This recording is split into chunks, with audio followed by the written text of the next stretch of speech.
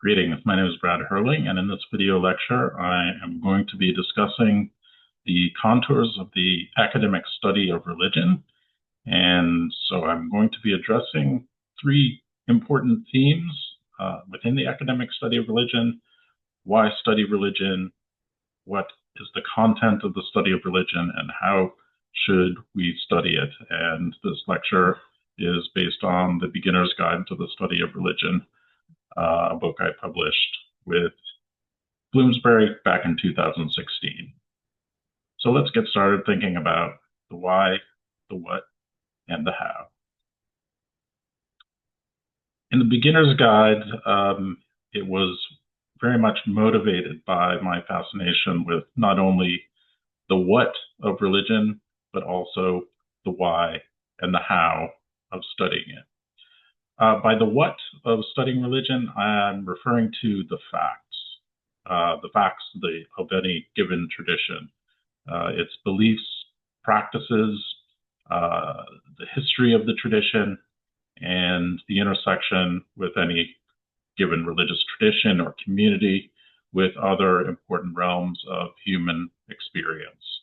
For example, politics. I think we're all very much aware that religious frameworks and religious beliefs and religious communities have a deep intersection with politics in the United States and globally, and many issues are inflected by people's religious identity around reproductive rights, for example, and presidential politics and the way that politicians are perceived, and the way that they profess their beliefs and how that intersects with different communities, attracts some communities, deflects some communities, etc. Religion infuses most other areas of human experience, and politics is just one example. Economics is another one, and we could go on down the line.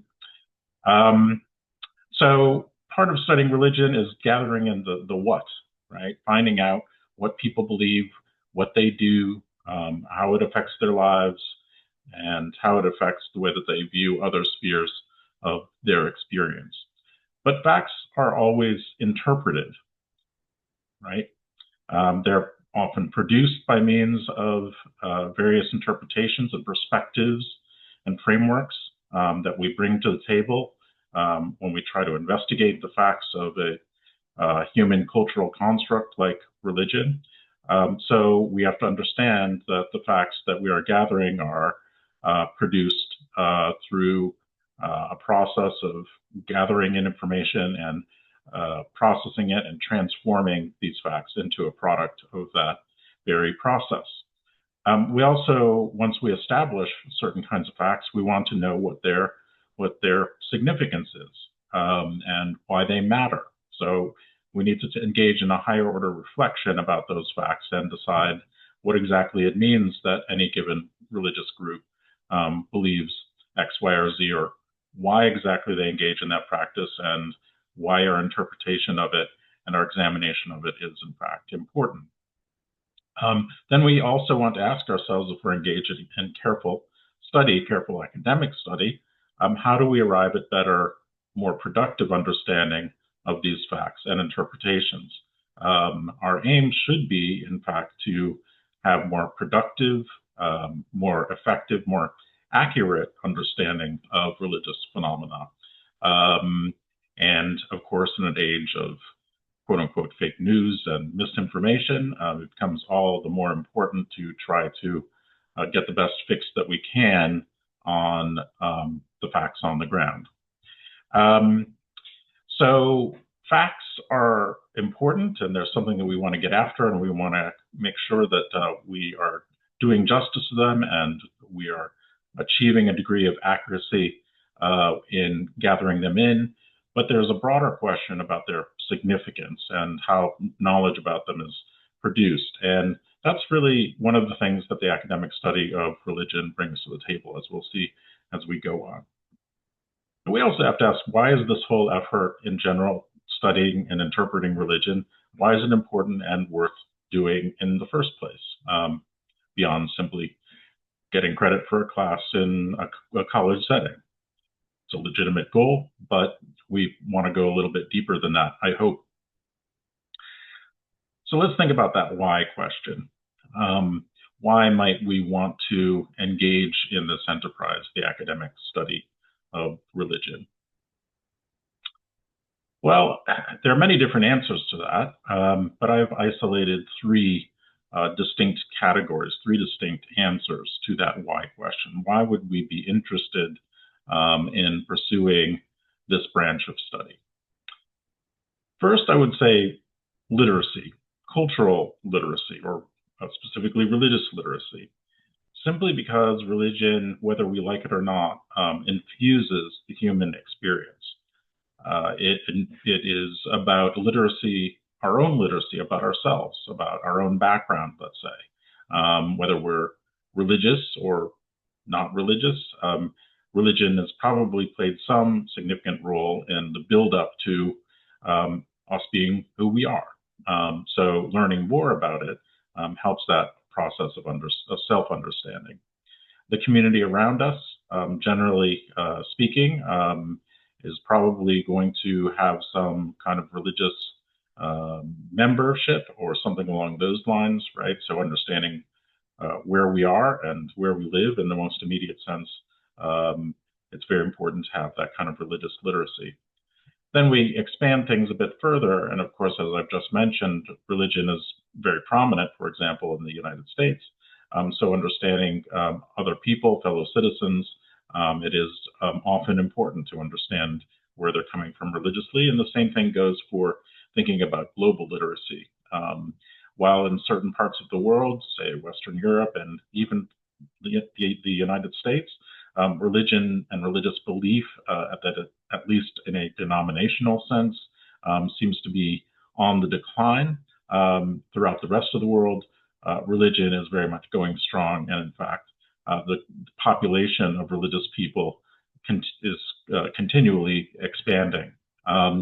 So it is incumbent on us to be global citizens, to have some fundamental religious literacy.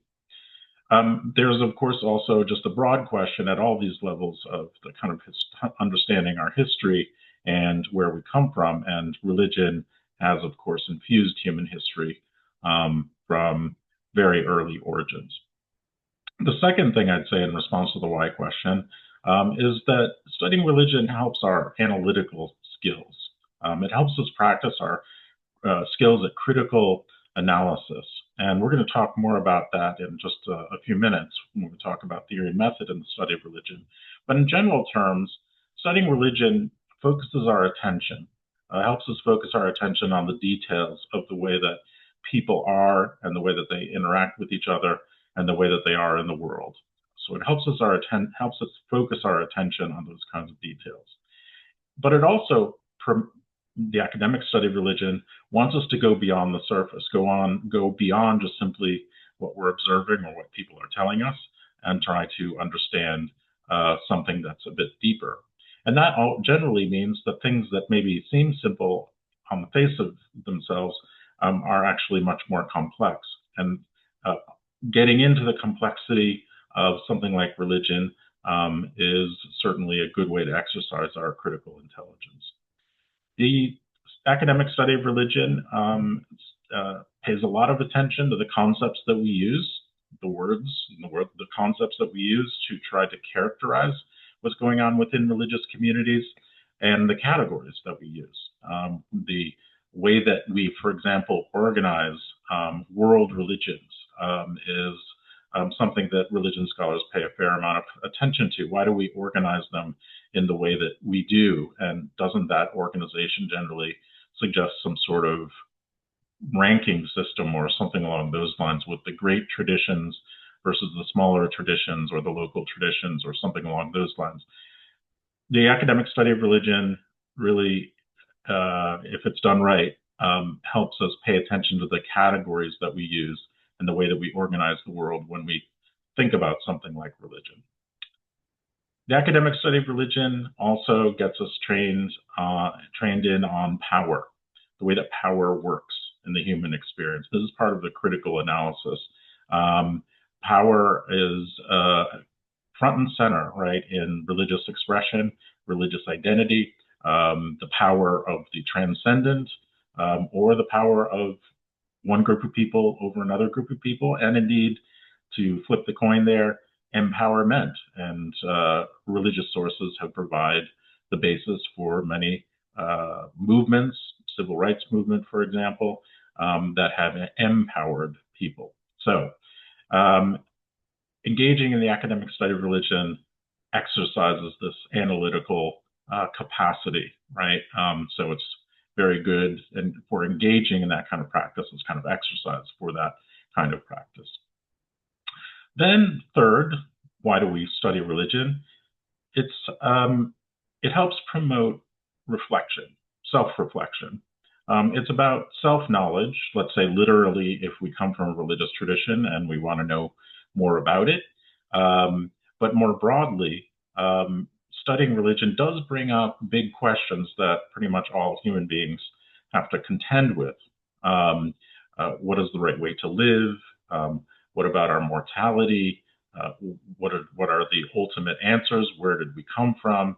Et cetera, et cetera. Now we know that science can answer some of those questions and has done a pretty good job of it in recent centuries. But religious speculation continues to enforce these kinds of questions of meaning, and they make us ask ourselves, ultimately, what our answers to those questions are. We learn about our own answers to these questions when we study the answers of others. And that is I think, for me anyway, is a fundamental principle within the academic study of religion. So let's get down to a little bit more detail, right? If we've satisfied our why question for the moment, then we want to move on to the how question. How should we study it in a way that helps us approximate better understanding and interpretations of religious phenomena, religious expression? In any discipline, in order to accomplish those kinds of goals, generally speaking, in the humanities and social sciences, in emulation in some sense of the natural sciences, we want to apply theory and method to our study, right? To let method and theory guide the study and provide some sort of framework, right, that is really ultimately designed to take us beyond superficial understanding, beyond everyday understanding, and into a new realm of more effective interpretation. So let's talk about method first. Like, what is a method exactly? Method is, of course, a term that's used for acting, and there are methods of doing all kinds of different things, right? From the most mundane, like parallel parking a car, to performing a ballet, in front of thousands of people, or indeed engaging in scientific inquiry into the most complex aspects of the material world. Method is something that's kind of ubiquitous in these forms of inquiry and expression.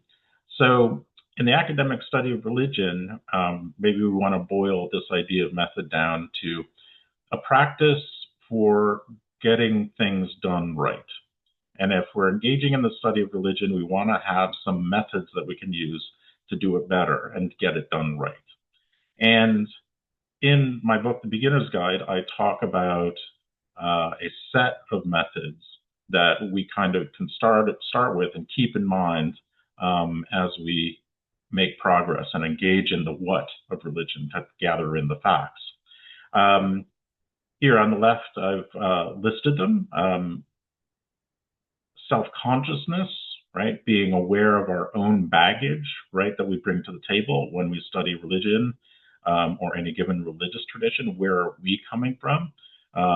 That could mean that we are aware of the fact that we are a-religious, right? Or really haven't taken religion all that seriously, or maybe we're actively antagonistic towards religion, or we have that as kind of our background. Being aware of that kind of baggage, right? And many kind of theorists or many scholars of religion would suggest that we need to be self-conscious in order to set aside those kinds of biases so we can let the what, the content, the phenomena shine through clearly. Method is also connected, of course, with collection of the facts of the data, right? So how are we going to engage in that collection? In an academic setting, that collection is kind of curated for you by a professor usually, right, or an instructor who's brought together a set of materials, text, video, maybe music or artistic representation or first-hand testimony or something along those lines. Textbooks, right, which is secondary material but still data. So often it's curated, and sometimes you'll be encouraged to go out there in the world and gather data via field work, right? So all of this is a part of method, and some forms of collection have their own methodology unto themselves, like, for example, field work. So this is also something to be conscious of, the method of collection and the kind of data that we are discovering. Empathy is a word that's commonly used, right, in everyday experience. So we need more empathy, that we need more connection with other people, putting ourselves in the place of other people. Empathy in the academic study of religion has taken on many different forms, but generally speaking, it is not necessarily about feeling some sort of heartfelt compassion or connection. It's more methodological, right, in the academic study of religion. Not necessarily feeling connected or sympathetic with somebody else, right? It might mean some of that, right? But generally speaking, it's a little bit more abstract, where empathy means putting ourselves in the position of the other. Once we've gathered in some sort of facts about the beliefs and practices of another tradition or the person who belongs to another tradition, we try it on for size. In a sense, we experiment with it, right? And think, what would it mean to walk around in that person's shoes, right? What would it mean to, for example, if we don't come from a tradition like this, believe in the samsaric worldview, where we're cycling from rebirth to rebirth. That is, at our time of dying, right? It's not a one-shot thing, right? We will come back round again. How would that change the way that we look at the world and walk around in the world, right? Just as one example. So empathy is a more kind of technical enterprise, right, within the academic study of religion. Not necessarily about feeling for someone else, but putting ourselves in their position, right, and trying to understand it. Defamiliarization is kind of the opposite or the flip side of that coin, that empathy coin, where we kind of step back from ourselves, right, and step back from the things that we're familiar with, right, and see them as an outsider would, right? So if someone comes from a Christian background, for example, how exactly would an outsider, someone who comes down from outer space with no prior knowledge, right, look at the fact that the communion, the taking in of the body and blood of Christ, right, is a central ritual within the tradition? How would someone look at that if they had no prior knowledge, right? Defamiliarization, looking at ourselves from the outside, right? Comparison is a crucial element within the academic study of religion, right? It's been the subject to a massive amount of conversation about how to do it right. But it's just a fundamental human intellectual operation, right? That we take one thing, especially when we're learning about something new, and we compare it to something that we're familiar with, right? Or when we gather in the facts about two different traditions, right? Say Taoism and Buddhism, right? Or Christianity and Hinduism, that we take elements that we've learned and we compare them, right? And we see if they are similar, the same, or if they're radically different, right? There's been there's generally kind of an impulse, right, that's out there about religion to say, hey, look, they're all the same, right? Ultimately, they're all headed towards the same goal, or they have the same principles, or something along those lines. On the other hand, we have the very strong camp within the academic study of religion that is very much about difference, right? That you really should not and cannot assimilate all religious traditions into kind of one truth or one reality or something along those lines, right?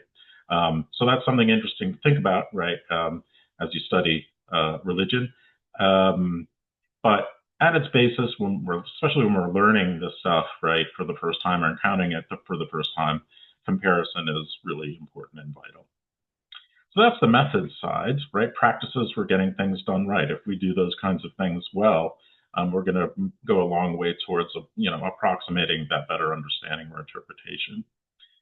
On the other side of things, right, we have the partner of method, namely theory. And theory is often kind of in common usage, right, used to characterize something that's mere speculation, right, or guesswork, or something that's really kind of fuzzy and hazy. In the natural sciences, of course, that's not what theory refers to. Theories are well established, that they have a considerable track record. They have evidence behind them. They've been tested. They've been tried out. And while, of course, in the scientific realm, all theories are subject to revision if further evidence comes in that suggests that they need to be changed and adjusted, right, or even overturned. Theories are pretty solid, right, in the natural sciences, like evolutionary theory. It's a little bit, it doesn't have the same level of precision, right, in the human sciences, as they're sometimes called, or the humanities, or investigating culture. But theoretical ideas still help us, right, to refine our interpretations, right, of cultural phenomena like religion. Theory in its kind of etymological origins, and etymology doesn't necessarily dictate what a term means, right? But it can be interesting. Theory originally is about a kind of seeing, right? It's a kind of visual metaphor from the ancient Greek, kind of related to the word theater, right? So we're seeing and witnessing something, theoria. And I like to think of it as a deep seeing, right? So theories help us kind of penetrate beyond the surface and see what's really going on, or at least get closer to it, or at least present a plausible idea of what's really going on. So what do theories do in general? In the academic study of religion, or the field of cultural inquiry and social sciences, theories help us bridge the gap between the insider and the outsider. So students of religion are outsiders inherently, right? We're inherently stepping back, right, from any given phenomena. And so we're on the outside looking in, right? And so theories actually help us go past the surface, right? And hopefully bridge that gap between the insider and the outsider, constructing some sort of understanding. Now, again, the insider-outsider dilemma is a matter of considerable debate, as I discussed in my book, and exactly what that kind of dichotomy is about, and whether it's possible to bridge that gap. But theories, if they're well applied, right, do indeed help us bridge that gap in some way. Theories have 4 important functions that we should definitely keep in mind, right?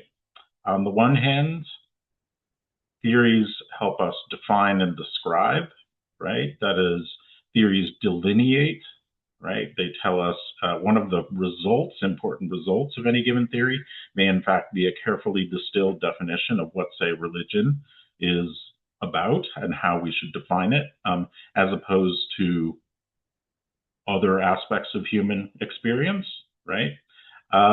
And theories also give us a vocabulary, right, to use in place of our usual characterizations of the world, right? So instead of using the categories of, say, a religion that we're familiar with, right? Like if we're importing categories from Christianity into our investigation of religion, theories provide us with a more neutral, nuanced language, right? So, for example, to call religions faiths, that's a pretty common thing. Um, maybe that's importing a little bit of kind of Christian kind of emphasis, right? Because faith is so important within Christianity as a word and a concept and a thing to be lived out. Maybe faith isn't important in that way, right? In other religious traditions, so to use the word faith is a little bit imprecise, or to say the Hindu concept of the Atman is a soul, an idea of a soul, or Brahman, ultimate reality is God, right? People say these things, but maybe that's a little bit imprecise. Theories may help us, number one, kind of urge us to understand the native way that these things are understood, but also give us a different vocabulary for thinking about these kinds of realities. I think about the way that people often use the word crazy. That's crazy, or he's crazy, or something like that, which gets the point across. But, if someone is dealing with a complex mental illness, the tools of psychology will give us a much more nuanced, right? Theories within psychology will give us a much more nuanced understanding, right, of what's going on with someone, right? So definition and description kind of hang together, right, in an important way, in like defining and characterizing religious phenomena. On the other side of the coin, we have explanation and prediction. And for many scholars of religion, I think explanation is probably the real kind of gold ring, like the real goal, like explaining what's really going on within any given form of religious expression, right? So to explain what has been described, right, at a deeper level is often the goal of theorists of religion, right? We have to avoid simply reducing complex phenomena to another, like religion is just all about like repressed sexuality, or religion is all economic in its origin, or something along those lines. Those are powerful theoretical ideas that can really help us, right? But to say it's simply that might be problematic. But explanation in a kind of deep form is often what theory helps us do, and or at least urges us to do. And if we can explain things, then we can kind of predict the way things are going to go. Not in the sense you do in natural sciences, because we're talking about kind of human cultural expression, human behavior, and things like that. But at a basic level, if you learn about religion, you learn about it in the right way, you know that, for example, offering someone who's a devout Muslim a pork chop is not gonna result in have good results, right? In terms of your interaction, right? Or having your bare feet point towards a statue of the Buddha is not going to produce a very good reaction. So that's kind of literacy in action. But also on a more complex level, if we understand the way religion works, or a religion works, we might be able to make bigger predictions, right, about the way things are going to go, like elections, or the way that religions are going to evolve and transform and change, right? And so it's not prediction in the same kind of mathematical, scientific sense that we find in those areas of inquiry, but this kind of knowledge, and if we have understanding of the dynamics of religion, it may, in fact, allow us to make certain kinds of predictions. So in the beginner's guides, I describe a set of classic theorists that give us the kind of basic toolbox, right, within the academic study of religion, and have kind of stood the test of time, right, as touchstones for contemporary scholars of religion. And it's not necessarily like that contemporary scholars of religion just take these theories on board and continue to apply them in the same way. In fact, these theories have been roundly criticized, right? But even in that criticism and in that reaction to the canonical thinkers, right, they still provide the kind of fuel and framework for a lot of debates and a lot of forms of inquiry within the academic study of religion. I will not obviously go through every single one of these theorists, right? They are outlined and discussed in the book. And the important thing is to try to work with them and apply their ideas and to test out their ideas and see what kind of results we get and see where the productive part is and where maybe limitations are found. But in the book, I have theorists who kind of work on what I call the experiential versus social axis, right? Moving from theorists who really identify and isolate and focus in on the experiential elements of religion, right? Pretty much the individual experiential element of religion, which I think characterizes figures like Rudolf Otto and William James, moving towards the more social emphasis, right? That is this kind of sociology of religion, emphasizing religion's social function, right? That religion plays a fundamental role in grounding society, right? And society is built up by religion, or religion has a fundamentally social sense, and that's what makes it meaningful and significant for people. And we have a lineup of perhaps the quintessential social theorist of religion, Emil Durkheim, Max Weber, Victor Turner, and Clifford Geertz, who leaned more towards the anthropological side, but they were certainly focused in on religion and its social function. Then we have what I call figures who move along the critical theological axis, right? So that means we're moving from figures who are overtly critical, right, in the sense of negatively critical, right, in essence, of religion, to figures who are more friendly to the theological kind of approach to religion, the theological reality of religion, and kind of some figures who I suppose would suggest that they're in between, right, as phenomenologists of religion who are just simply, taking it as it comes and categorizing it and organizing it, right, and trying to understand its general meaning for human beings.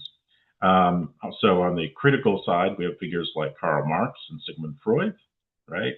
The phenomenologist of religion right there in the middle is Mircea Eliade, right? Probably one of the most famous theorists and observers of religion from the 20th century, moving towards a figure like Paul Tillich, right, who was overtly a Christian theologian, but whose ideas, theoretical ideas, have become very influential within the academic study of religion. So all of these figures are coming to us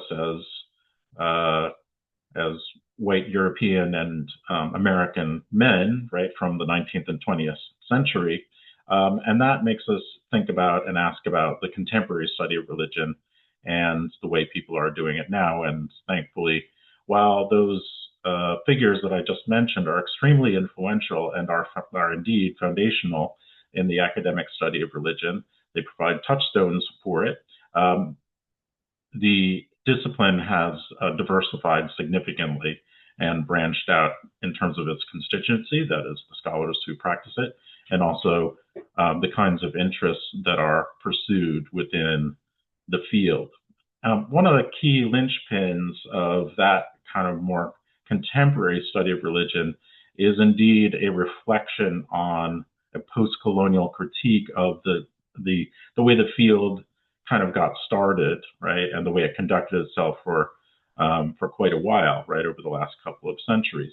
The kind of an Eurocentric cultural bias, right, the association between disciplines like the academic study of religion and colonialism, the kind of organization of the world into world religions, usually, at least in traditional kind of taxonomies, placing Christianity at the center, right, and other traditions at the periphery as inferior, with some notable exceptions, right? But this kind of bias, right, of a kind of Eurocentric colonial perspective, kind of has infused the tradition for quite a long period of time. But now that's being very much subject to question. Embedded in the idea of religion itself, quote unquote religion, there are some of these kinds of inherent biases. Even drawing it out as a kind of specific area of human experience and understanding as kind of a reality unto itself is something that a lot of critics have investigated, and that's very much well worth paying attention to those ideas.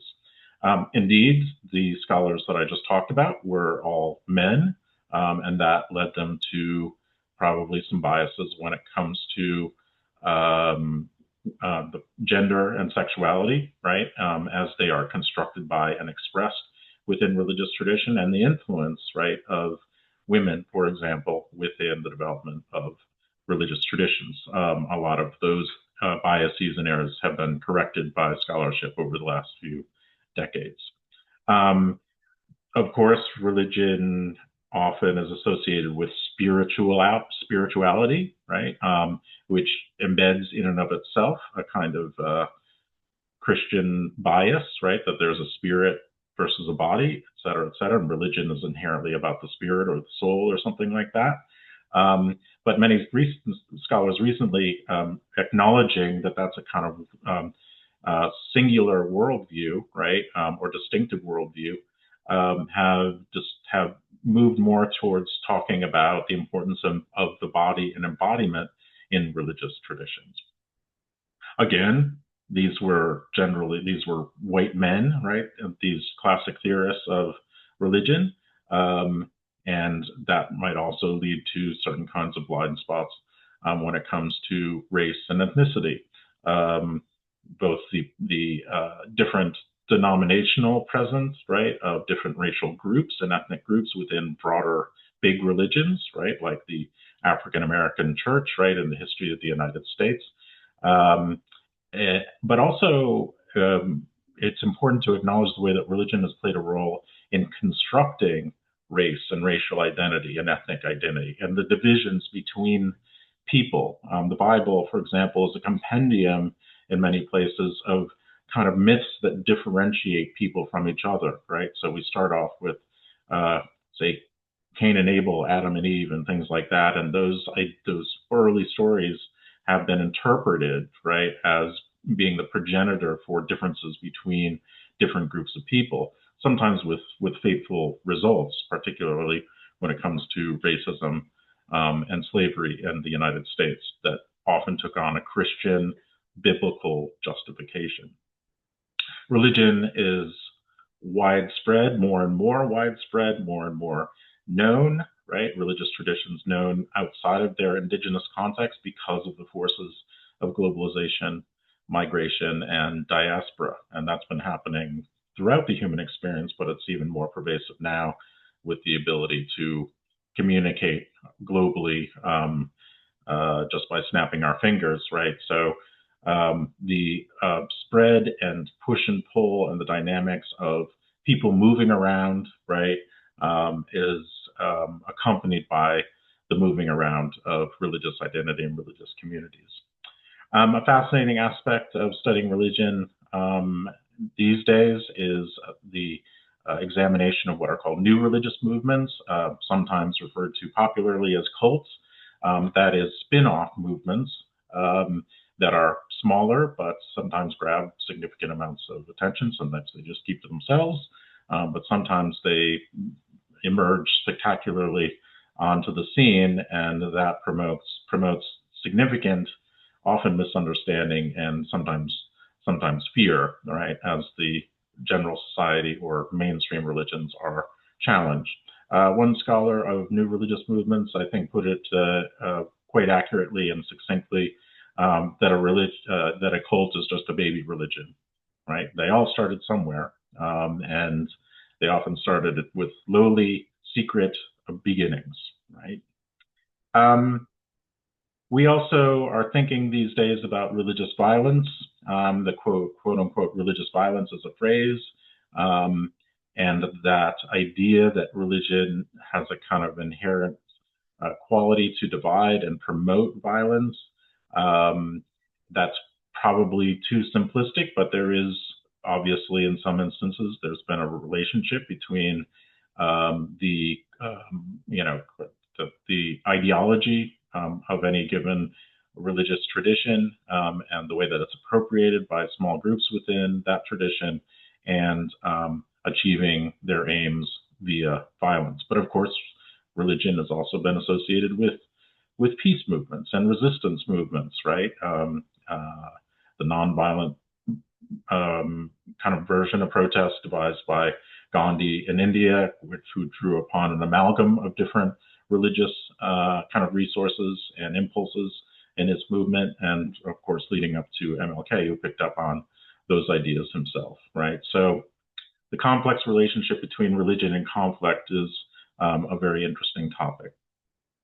Religion and science, often seen as kind of at odds with each other, right?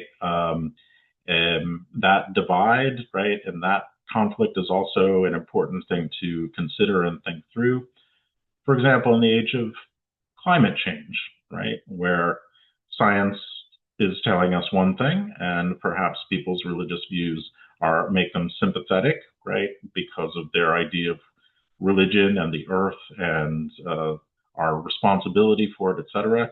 But religion can also go in the opposite direction and make people, say, complacent, right, or make them put them in a position of denial around the science. So it relates to the idea of evolutionary science and medicine and health, and of course the environment, as I just suggested. Religion as, say, spirituality, right? With religion and spirituality is in and of itself an interesting construct to think about, right? I'm spiritual, not religious, but thinking about people's well-being and their health and the way they think about their welfare is often infused by religious ideas. Of course, religion and art and religion now in digital culture and online, right? And the way that people can engage in worship, right, via websites, right, or TikTok is proliferating, right, with people kind of promoting their own religious perspective or talking about their own religious experience. We're well beyond even something as spectacular as, say, the Sistine Chapel in Rome, right, when it comes to religious expression, when it comes to the proliferation of online religion. And then finally, and I've alluded to this before, the connection between religion and social justice. Religion has often been a force for oppression. It has been an ideology that's invoked to devise social hierarchy, to discriminate and oppress, but it has also been a prominent source, right, explicit source for religious change, right, or for social change, right, and promoting social justice. And we see those kinds of impulses up to the present day in many contexts, right, drawing upon, say, the civil rights experience in the United States or engaged Buddhism, right, in Southeast Asia. Religion is connected to both that history of oppression, but also a history of resistance. So I hope that you will enjoy studying the Beginner's Guide, and this is kind of a broad overview and framework, and you'll be able to add considerable detail to it by actually reading through the book. And I do hope you get a lot from it. And the key here is to find ideas and methods that will be useful in applying to the what, the facts, right, in order to discern their meaning, in order to approximate better understanding and interpretation, and ultimately to bring it back to ourselves, right, to once again learn from the answers that other people give to ultimate questions.